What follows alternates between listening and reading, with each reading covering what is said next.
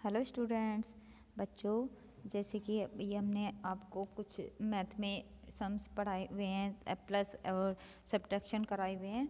आज हम आपको उसमें ही एक वर्क करा रहे हैं मैथ का। मनी क्या होते हैं? पैसे। तो पैसे सबको पता होते हैं ना, पैसे तो सब जानते हैं, सभी बच्चे जानते हैं। और जब आप कैंटीन भी जाते हो या फिर मार्केट जाओगे तो किस चीज़ की ज़रूरत पड़ती है आपको? पैसों की। तो अलग अलग पैसे होते हैं।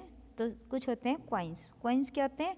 जो आपके सिक्के होते हैं, ठीक है, जो 1 का है या में 2 का, 5 का, ठीक है, 10 का भी होता है सिक्का। तो ये सब क्या होते हैं? आपके कॉइन्स। उनको क्या बोलते हैं? कॉइन्स। तो सबसे पहले सबसे छोटा जो सिक्का होता है, अब तो ये नहीं चलते हैं, लेकिन इसके कॉइन्स आपके घर में अभी भी शायद मिल जाएंगे बहुत बच्चों के घर में।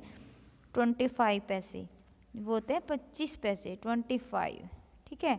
जब हम छोटे थे तो हमारे टाइम में चलता था, और अब तो नहीं चलते हैं, ये एंटीक में आ गए हैं। अब एक होते थे फिर 50 पैसे, यानी 50 पैसे, 50 पैसे, ठीक है, वो भी अब नहीं चलते हैं।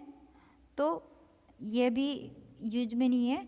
लेकिन जब आप कोई वर्क करते हैं तो हमको 25, 50 पैसे ये प्लस करके जोड़ के अभी भी आते हैं, या उसमें आते हैं, तो टोटल बैलेंस में दे देते हैं। इस तरह से वो आपका जीएसटी वगैरह लगता है कि 25.50, ये आपका वो लगा हुआ है जीएसटी, इस तरह करके आते हैं। तो उसमें भी 50 पैसे जुड़ जाते हैं, जो कि आपको देने पड़ते हैं, और वो आपको टोटल में इस तरह राउंड फिगर में देने पड़ते हैं, ठीक है। फिर है आपका 1 रुपीज़।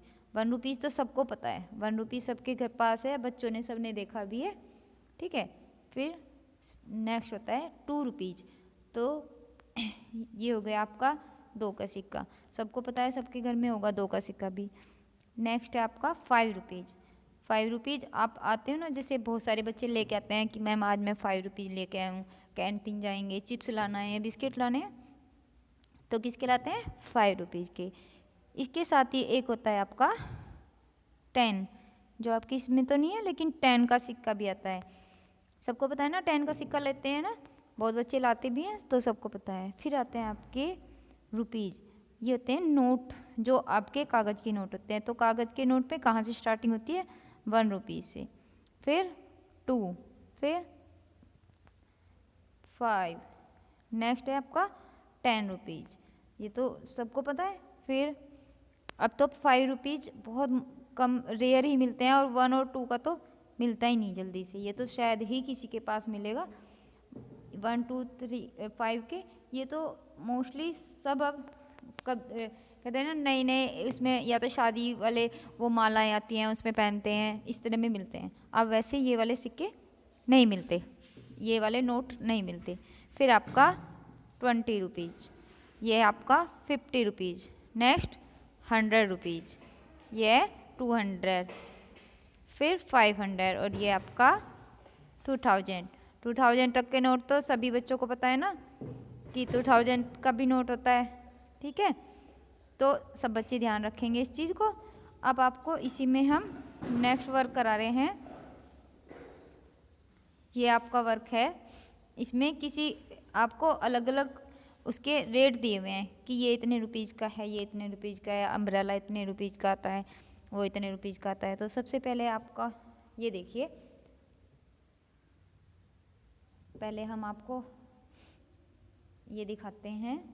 ये आपका अम्ब्रेला, अम्ब्रेला कितने रुपीज़ का है?